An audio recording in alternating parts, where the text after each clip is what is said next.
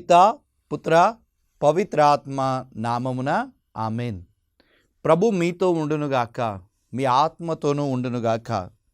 యోహాను శుభవార్త 4వ అధ్యాయము 5-6 వచనములు. యేసు సమరియలోని సికారు అను పట్టణమునకు వచ్చెను.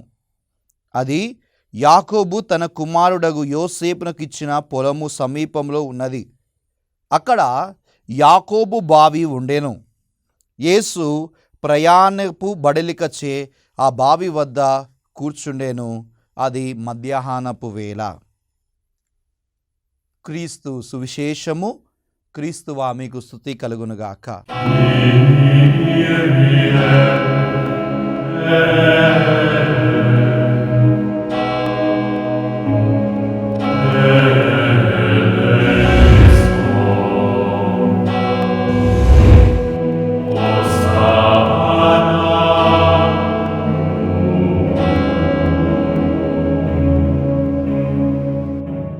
హల్లెలూయా, హల్లెలూయా. తండ్రి వందనం, తండ్రి స్తోత్రం.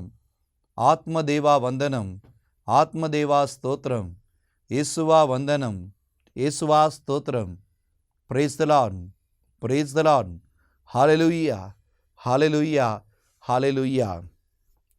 క్రీస్తునందు ప్రియులారా, దివ్యవాణి వీక్షకులారా, మరొక మారు క్రీస్తు సందేశం అను ఆధ్యాత్మిక కార్యక్రమంనకు ఆహ్వానం పలుకుతున్నాను. ఈరోజు మనం ధ్యానించే అంశం పరిశుద్ధ గ్రంథములోని బావులు. ఇప్పుడంటే నల్లా తిప్పగానే, ట్యాప్ తిప్పగానే కావలసినంత నీరు మనకు వస్తుంది. కానీ ఒకప్పుడు నీరు సరిగా ఉండేవి కావు. నీరు కోసం బావుల దగ్గరికి పరిగెత్తే వాళ్ళు ప్రజలు. కనుక బైబిల్ గ్రంథంలో కూడా కొన్ని బావులు కనిపిస్తాయి. ఆ బావులు నేర్పించే సత్యాలు ఏమిటి అన్నదాన్ని ఈరోజు మనం ధ్యానం చేయడానికి ప్రయత్నం చేద్దాం. బావి అనేది కేవలం నీటి మూలం కాదు, కానీ పరిశుద్ధ గ్రంథంలో బావులు జీవనాధారం. అవి విశ్రాంతి స్థలాలు, సంఘటనలకు కేంద్రాలు, దేవుని కార్యములు జరిగిన ప్రదేశాలు. కాబట్టి ఆ బావులు ఏంటి, అక్కడ ఏ సంఘటనలు జరిగాయి, వాటి నుండి మనం ఏం నేర్చుకోవచ్చు అన్న సంగతిని ధ్యానం చేయడానికి ప్రయత్నం చేద్దాం. మొట్టమొదటిది మనకు కనిపించే బావి హాగారు బావి. అది ఎక్కడ కనిపిస్తుంది? ఆదికాండం 21వ అధ్యాయం 19వ వచనంలో మనం చూస్తున్నాం. అబ్రహాము దేవుణ్ణి పిలిచి ఆయనకు వాగ్దాన పుత్రుణ్ణి దయచేస్తానని వాగ్దానం ఇచ్చాడు. కానీ 95 సంవత్సరాలు అయినా సరే అతనికి పిల్లలు పుట్టలేదు. దీంతో సారా ఏం చేసింది? తన దాసురాలైన హాగారును పెళ్లి చేసుకోమని అబ్రహామును కోరింది. హాగారును అబ్రహాము పెళ్లి చేసుకున్నాడు. వారికి ఒక కుమారుడు పుట్టాడు. అతడే ఇష్మాయేలు. ఇష్మాయేలు పుట్టినప్పటి నుండి సారా ఏం చేసింది? హాగారును రాచి రంపాన పెట్టింది. అదే సమయంలో 100వ సంవత్సరానికి అబ్రహాముకు 100వ సంవత్సరం వచ్చినప్పుడు అబ్రహాముకు సారాకి కూడా ఒక కుమారుడు పుట్టాడు. అతడే ఈసాకు. ఈసాకు పుట్టగానే సారా ఇష్మాయేలును మరియు హాగారును అనేక బాధలు పెడుతూ ఉంది. అప్పుడు చేసేదేమి లేక అబ్రహాము ఏం చేస్తున్నాడంట? హాగారును ఇంటి నుండి పంపివేస్తున్నాడు. హాగారును ఇంటి పంపించేటప్పుడు హాగారుకు మరియు ఇష్మాయేలుకు అబ్రహాం ఏం చేశాడంట అంటే ఆమె వారికి ఒక తిత్తిలో నీళ్లు నింపుతున్నాడు. ఎడారిలో ప్రయాణం చేస్తున్నప్పుడు తిత్తిలోని నీళ్ళన్నీ అయిపోయాయి. దిక్కుతోచని పరిస్థితుల్లో హాగారు ఏడుస్తుంది. పిల్లవాడు ఏడుస్తున్నాడు. నీరు కోసం కన్నీరు కారుస్తున్నారు. ఒకవైపు అయ్యో నమ్ముకున్న భర్తే ఇంటి నుంచి గెంటేశాడనే ఆవేదన, మరొక వైపు పిల్లవాడు దాహములో ఆవేదన. ఇలా కన్నీళ్లు కారుస్తూ బావి కోసం, నీటి కోసం ఎదురు చూస్తున్నారు. అలాంటి సందర్భంలో కన్నీరు కార్చే ఆమె వద్దకు తండ్రి దేవుడు ఒక బావిని చూపిస్తున్నాడు. ఆ బావియే హాగారు బావి. అక్కడ వాక్యం చెప్తుంది, అప్పటి వరకు కన్నింటికి కనిపించని ఒక బావి వారికి కనిపిస్తుంది. దేవుడు ఆమె కన్నులను తెరిచాడు. ఆమె నీటితో నిండిన ఒక బావిని చూసింది. ఆ బావి నుండి నీరు తీసుకుంది. ఆమె కన్నీళ్లు మటమాయమవుతున్నాయి. ప్రభు తన దూతను పంపి ఆ కన్నీళ్లను తుడిచేశాడు. దీని నుంచి మనం నేర్చుకోవాల్సిన అంశం ఏంటంటే, చాలామంది ఈ లోకంలో మేము ఒంటరి వాళ్ళం, నమ్ముకున్న వాళ్ళే మోసం చేశారు అని ఏడుస్తున్నారు. అలా ఏడ్చే వారికి ప్రభు యేసు అనే బావిని పంపిస్తాడు అని తెలియజేస్తున్నాడు. ఆ రోజు ఏడ్చే ఆ యొక్క హాగారు కోసం దేవుడే ఒక బావిని చూపించాడు. ఇలానే ఈరోజు నువ్వు కూడా నీ పాపం కోసం ఏడుస్తే నీకు కూడా ఒక బావి పంపబడుతుంది. ఆ బావి పేరే యేసుక్రీస్తు ప్రభు. యేసయ్య వచ్చి నీ కన్నీటినంతటిని తుడుస్తాడు. మరి హాగారు బావి వద్ద కన్నీరు తుడిచిన దేవుడు నీ కుటుంబంలో ఉన్న ప్రతి కష్టాన్ని కూడా యేసు అనే జీవజలం ఇచ్చి కన్నీటినంతటిని కూడా తుడుచుదురుగాక. అందుకే కీర్తనల గ్రంథము 34వ అధ్యాయము 18-19 వచనంలో ప్రభు అంటున్నాడు, వేదన వలన గుండె చెదిరిన వారికి ప్రభు చేరువలో ఉంటాడు, ప్రతి ఆపద నుండి వారిని కాపాడుతాడు. హాగారు వేదనలో ఉన్నప్పుడు ప్రభు నీరు ఇచ్చి బావి చూపించి కాపాడాడు. నువ్వు వేదన ఉన్నప్పుడు ప్రభు నీకోసం యేసు అనే జీవజలం ఇచ్చి నిన్ను కాపాడుతాడు. ఇది మనం నేర్చుకోవాల్సిన అంశం. కాబట్టి కన్నీరు కారుస్తున్నావా? భయపడకు. ఏడుస్తున్నావా? నువ్వు భయపడకు. ఎందుకంటే యేసు అనే బావి వద్ద నీకు జీవజలం దొరుకుతుంది. యేసును నమ్ముకో. ఆ నమ్మడం నిన్ను నీ కుటుంబాన్ని రక్షించును. ఇది మొదటి బావి మనకు నేర్పిస్తున్న సత్యం. హాగారు బావి యేసులో నీ కన్నీరు తుడవబడుతుంది. రెండవ బావి మనకు నేర్పిస్తున్న సత్యం ఎవరి బావులంట అంటే ఈసాకు తవ్విన బావులు. ఆదికాండం 26వ అధ్యాయంలో 15వ వచనం నుండి 22వ వచనం వరకు మనం చూసినట్లయితే ఈసాకు తవ్విన బావులను మనం చూస్తున్నాం. ఈసాకుకు చాలా గొర్రెలు ఉన్నాయి. ఆ గొర్రెలకు నీటి కోసం ఏం చేస్తున్నాడంట అంటే ఆయన బావులను తవ్వుతున్నాడు.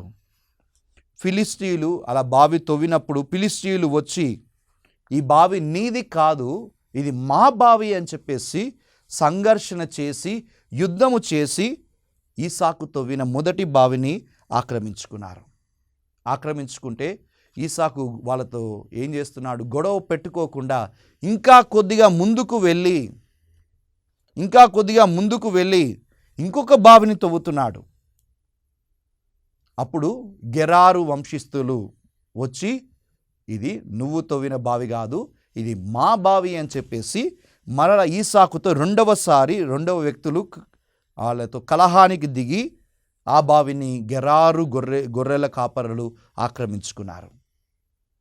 ఆ బావికి ఈసాకు ఇచ్చిన పేరు ఎస్సేకు. ఎస్సేకు అంటే కలహం, జగడం జరిగింది. కలహం జరిగింది కానీ నేను కలహం పెట్టుకోను అని చెప్పేసి ఆయన అక్కడి నుంచి ఇంకా ముందుకు వెళ్ళి ఇంకొక బావిని వారు ఈసాకు తవ్వుతున్నాడంట.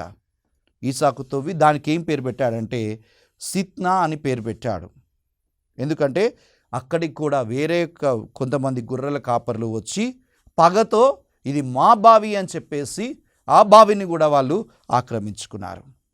ఇలా 3 సార్లు బావులు తవ్వినప్పుడు ఈసాకు వేరే వ్యక్తులు కలహముతో యుద్ధాలు చేసి బావులను ఆక్రమించుకున్నారు. ఇక 4వసారి ఇంకా ముందుకు వెళ్ళి ఈసాకు ఏం చేస్తున్నా అంటే మరొక బావిని తవ్వాడు. ఈసారి ఆ బావికి ఏం పేరు పెట్టాడంటే రెహబోతు అని పేరు పెట్టాడు. అక్కడ ఏ గొడవ జరగలేదు. రెహబోతు అనే మాటకు అర్థం ఏంటంటే అభివృద్ధి. ఎప్పుడు అభివృద్ధి జరుగుతుంది మన జీవితంలో? ఇతరులు యుద్ధం చేసినప్పుడు నువ్వు కూడా యుద్ధం చేస్తే నీకు అభివృద్ధి జరగదు. ఈసాకు ఇతరులు వచ్చి బావులు మావి అని చెప్పేసి యుద్ధానికి దిగినా ఆయన మాత్రం యుద్ధం చేయలేదు. దేవుని వైపు చూస్తున్నాడు. ఆశీర్వదించమని కోరాడు. అందుకే దేవుడు శాంతిని కోరిన ఈసాకును దీవించాడు, ఆయనను అభివృద్ధిలోనికి తీసుకొని వస్తున్నాడు. ఇక్కడ మనం నేర్చుకోవాల్సిన అంశం ఏంటంటే, ఇదిగో నీవు శాంతి స్థాపకుడివి కమ్ము, కానీ యుద్ధాలను సృష్టించకు. నీ కుటుంబంలో, నీవు జీవించే ప్రదేశంలో, నీవున్న చుట్టుపక్కల నువ్వు చేయాల్సింది ఏంటంటే శాంతి స్థాపకుడిగా మారు. అందుకే యేసు ప్రభు ఏమన్నాడు? మత్తయి శుభవార్త 5వ అధ్యాయము 9వ వచనంలో, శాంతి స్థాపకులు ధన్యులు, వారు శాంతిని పొందుదురు. నీ కుటుంబంలో శాంతి ఉండాలంటే నీవు యుద్ధాలను నీవు ఆపు. యుద్ధం చేయకు.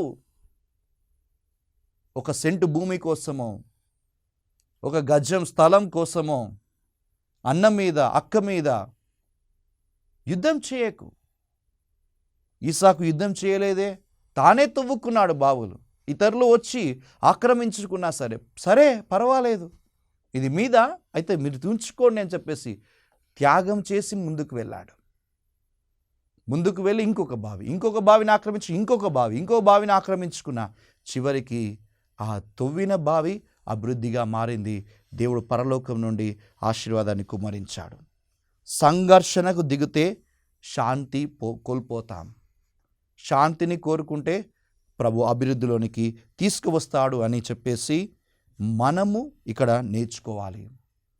మీరు చూడండి, ఈసాకు తవ్విన ఈ 3 బావులు దేన్ని సూచిస్తున్నాయి?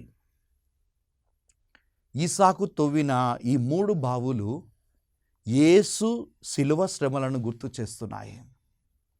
ఈసాకు 3 బావులు తవ్వినట్టుగా యేసు ప్రభువుకి 3 గుంతలు ఆయన యొక్క చేతులలో కాళ్ళలో గుచ్చబడ్డాయి. ఈ 3 శిలలు ఈసాకు తవ్విన 3 బావులకు సూచిక.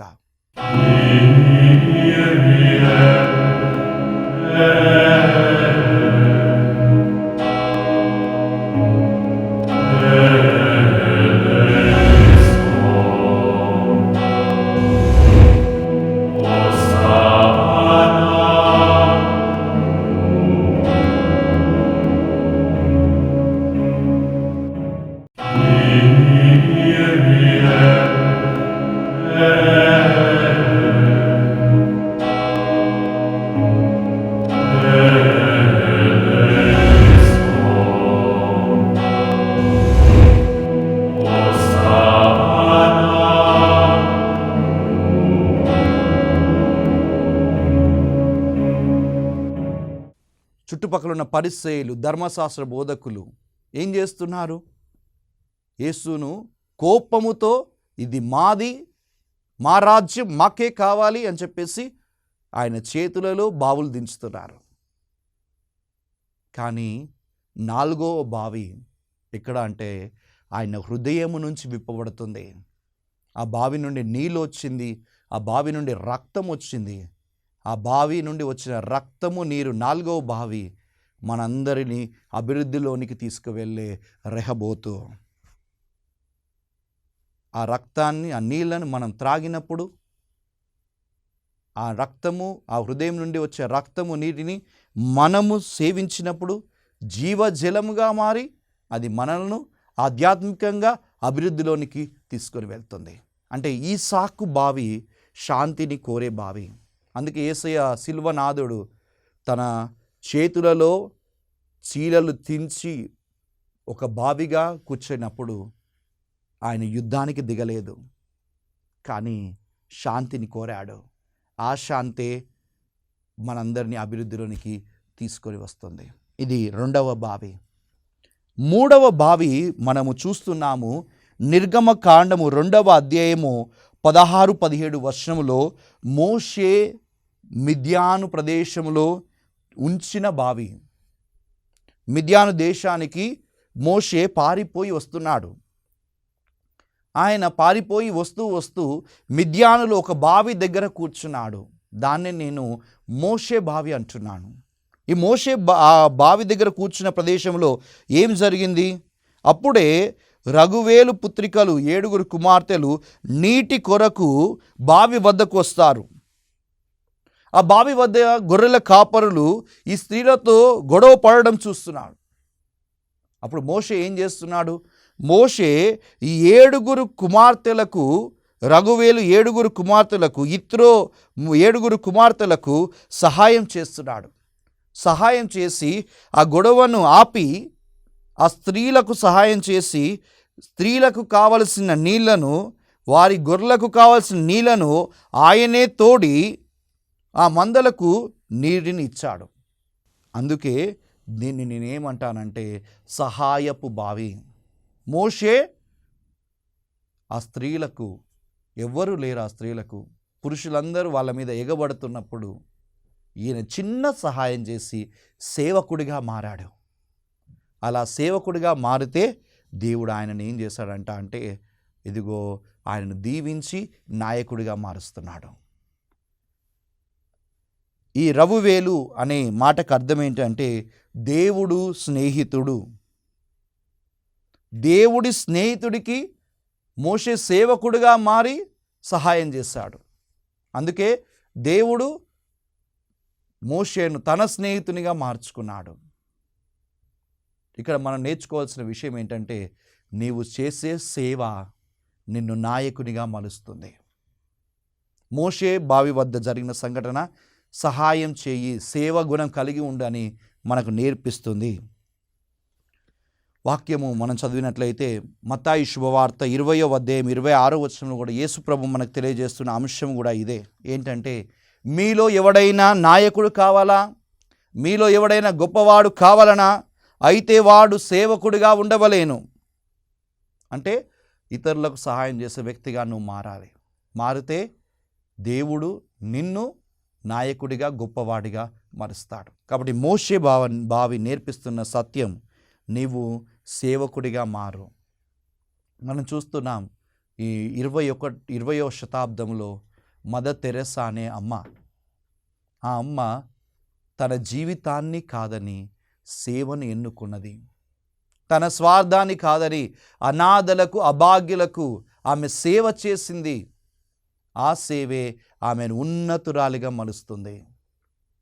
మరి నీవు ఈ తపస్సు కాలంలో కొద్ది మందికైనా సేవ చేస్తావా? 7 కుమార్తెలు, రవువేలు 7 కుమార్తెలు, వాళ్ళకి దాహం అవుతుంది కానీ అక్కడ ఉన్న వాళ్ళు గొడవ పడుతున్నారు, నీళ్ళని తోడుకొని ఇవ్వట్లేదు. ఇలాంటి దాహం కలిగిన వారికి మోషే నీళ్లు తవ్వి దాహం తీర్చాడు. అలా నీవు కూడా దాహం కలిగి జీవించిన వారికి దాహం తీరుస్తావా? ఆకలి కొన్న వారికి అన్నం పెడతావా? ఒకసారి పరిశీలించు. తపస్కాలం అంటే త్యాగ క్రియలు చేయడం.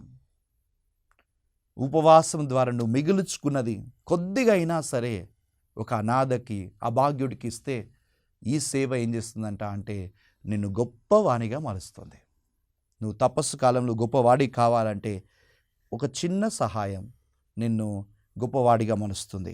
ఇక 4వ బావి మనము చదువుతున్నాం. నూతన నిబంధనలో మనము చదువుతున్నాం, ఇప్పుడే చదువుకున్నాం. యోహాను శుభవార్త 4వ అధ్యాయము 6వ వచనంలో యాకోబు బావి దగ్గర యేసుప్రభు కూర్చున్నాడు.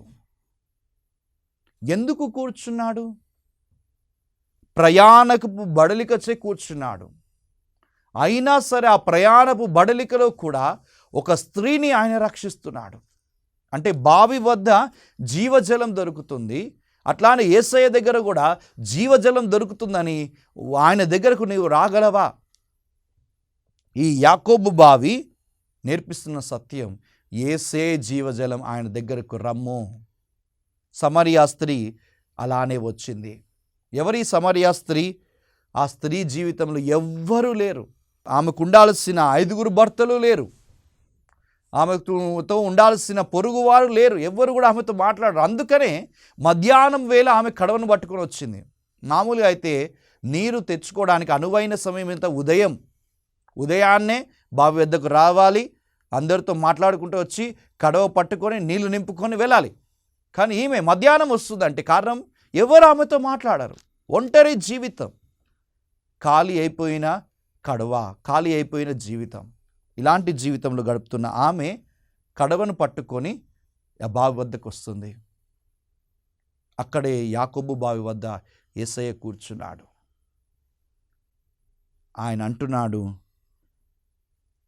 ఈ నీరు త్రాగువారు మరణిస్తారు, కానీ నేనిచ్చే నీరు తాగితే నీ దప్పిక తీరును అని చెప్పి అంటున్నాడు. ఆ మాటలను ఈ సమరయ స్త్రీ నమ్మింది.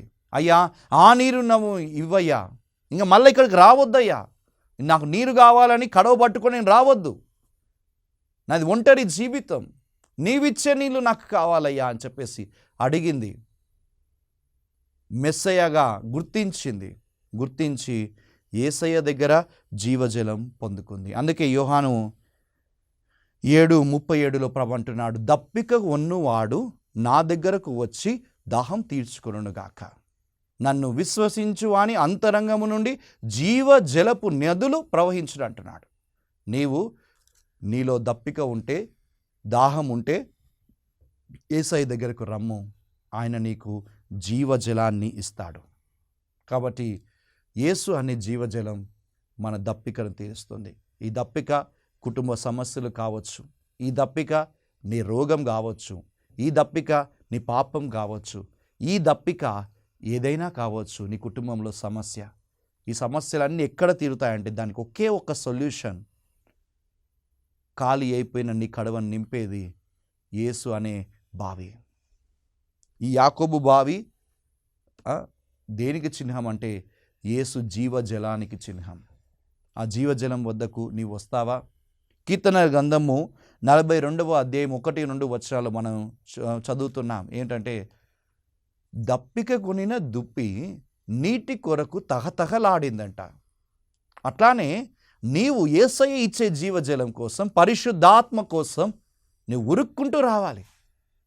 నువ్వు వస్తే ప్రభు నీ యొక్క ఒంటరితనాన్ని, సమస్యని తన పరిశుద్ధాత్మ అనే జీవజలాన్ని ఇచ్చి నిన్ను దీవించి ఆశీర్వదిస్తాడు. కాబట్టి ఈ 4వ బావి సమరియా స్త్రీ యేసు కలుసుకున్న యాకోబు బావి. అది యేసే జీవజలం అని మనకు పరిచయం చేస్తుంది. మరి ఆ జీవజలం వరకు వద్దామా? మన యొక్క దాహమును తీర్చుకుందామా? ఇర్మియా గ్రంథములో మనకు చివరి బావి కనిపిస్తుంది, 5వ బావి. ఇర్మియా గ్రంథము 2వ అధ్యాయము 13వ వచనము. ఏంటి అది అంటే, నా ప్రజలు నీరు నిలవని బావిగా ఉన్నారు అని చెప్పేసి ప్రభు అంటున్నాడు. ఒక తొట్లో నీళ్లు పోస్తే ఆ నీళ్లు నిలబడకపోతే దాని అర్థం ఏంటంటే ఆ తొట్టి పగిలింది అని అర్థం. అలానే బావిలో నీళ్లు లేవంట, అవి పడిపోతున్నాయి అంటే పాపములో ఉన్నారని అర్థం. నా ప్రజలు నీరు నిలువని బావిగా ఉన్నారు అంటే నాకు నా ఆశీర్వాదాన్ని పరలోకం నుండి కుమ్మరిస్తున్నాను, కానీ ఆ ఆశీర్వాదం మనలో ఉండట్లేదంట. కారణం, మన జీవితం అనే బావిలో పాపం ఉంది. ఈ తపస్కాలంలో ప్రభు అంటున్నాడు, నా జీవజలాన్ని ఇస్తాను, నీ పాపమును తొలగించుకో. నీరు నిలవని బావిగా మన బావి ఉండకూడదు, మన జీవితం ఉండకూడదు. పాపాన్ని తొలగించుకొని జీవజలం ఇచ్చే ప్రభు వద్దకు నీ జీవితాన్ని తీసుకొనిరా. సామెతల గ్రంథం 14వ అధ్యాయం 12వ వచనం చెప్తుంది, మనుష్యునికి సరైనదిగా కనిపించే మార్గం చివరికి మృత్యువుకు దారి తీస్తుంది. మనకు మంచిదే అనిపిస్తుండవచ్చు కొన్ని మాటలు, కొన్ని క్రియలు, కానీ అవి మృత్యువుకి దారితీస్తాయి, మరణానికి దారితీస్తాయి. అలా మరణానికి దారితీసే ప్రతి పాపాన్ని ఈ తపస్కాలంలో ఒప్పుకుందాం, క్షమించమని అడుగుదాం. ప్రభువా, హాగారు కన్నీటిని తుడిచిన బావిలాగా నీ బావి వద్ద, జీవపు జలపు బావి వద్ద, యేసయ్య బావి వద్ద మేము వస్తున్నాం, మా పాపాలు ఒప్పుకుంటున్నాం, మమ్ము ఆశీర్వదించు, మా తొట్టిలో, మా బావిలో నీ జీవజలాన్ని ఉంచుమయ్యా అని చెప్పేసి, మా హృదయంలో పరిశుద్ధాత్మను ఉంచుమని చెప్పేసి ప్రభువును ప్రార్థించుదాము. మహోన్నతుడా, సర్వశక్తిమంతుడా, నీ పరిశుద్ధ నామమునకు వందనములు, స్తోత్రములు తండ్రి. ప్రభువా, పరిశుద్ధ గ్రంథంలో ఉన్న బావులను మాకు పరిచయం చేసినందుకు వందనములు. హాగారు బావి వద్ద కన్నీటిని తుడిచావు, మా కుటుంబంలో ఉన్న ప్రతి కన్నీరు యేసు నామములో తుడవబడునుగాక. ఈసాకు బావుల వద్ద శాంతిగా ఉండమని నేర్పిస్తున్నావు, మా కుటుంబంలో ప్రభువా మేము గొడవలు చేసిన ప్రతి దానిని క్షమించి ఇదిగో శాంతిని స్థాపించే వ్యక్తులుగా మమ్ము మరచుమని మేము అడుగుచున్నాం తండ్రి. ప్రభువా మోషే బావి సేవ చేయమని నేర్పిస్తుంది. మేము ఇతరులకు సహాయం చేసి సేవ చేసే గుణాన్ని, అనాథలకు అభాగ్యులకు ప్రభువా మేము సహాయపడే గుణాన్ని ఈ తపస్సు కాలంలో మాకు దయచేయండి. ప్రభువా సమరియా స్త్రీ బావి నీవు జీవజలాన్ని ఇస్తావని మాకు నేర్పిస్తుంది. సమరియా స్త్రీకి జీవం ఇచ్చిన దేవా, జీవజలం ఇచ్చిన దేవా, మమ్మును మా కుటుంబాలను నీ జీవజలం పరిశుద్ధాత్మతో నింపి ఆశీర్వదించండి. మా బావిలో నీ ఆశీర్వాదం ఉండాలి. అందుకే మా పాపము క్షమించి నీ ఆశీర్వాదంతో నింపుమని, ఈ దివ్యవాణ్ణి చూస్తున్న ప్రతి ఒక్క వ్యక్తిని దీవించుమని, ఆశీర్వదించుమని, ప్రభు అనారోగ్యంతో బాధపడుచున్న వారందరి యేసు నామములో స్వస్థత దయచేయమని ఈ మనవులన్నిటినీ మా రక్షకుడు మా నాథుడు యేసు అతి పరిశుద్ధ నామంలో అడిగి ప్రార్థిస్తున్నాము తండ్రి. ఆమేన్. ప్రభు మీతో ఉండునుగాక, మీ ఆత్మతోనూ ఉండునుగాక.